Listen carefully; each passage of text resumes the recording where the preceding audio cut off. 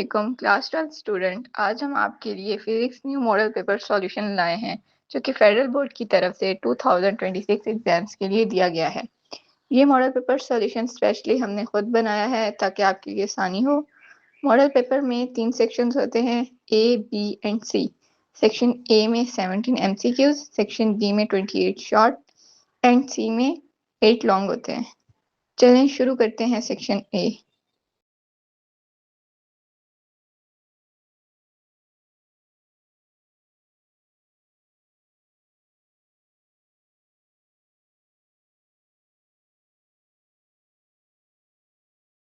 चलें शुरू करते हैं सेक्शन बी। सेक्शन बी में हमारे पास 28 शॉर्ट होते हैं जिसमें हमने 14 करने होते हैं और हर शॉर्ट 3 मार्क्स का होता है जिसके टोटल मार्क्स 42 बनेंगे।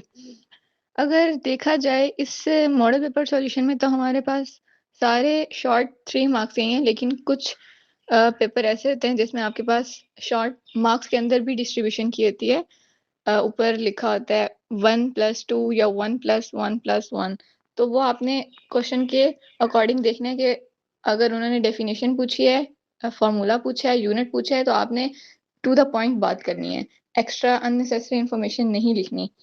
और अगर आपके पास कोई शॉर्ट आ जाए जिसमें आपकी डायग्राम बुक में बनी हुई थी तो वो लाजमी बनाएं।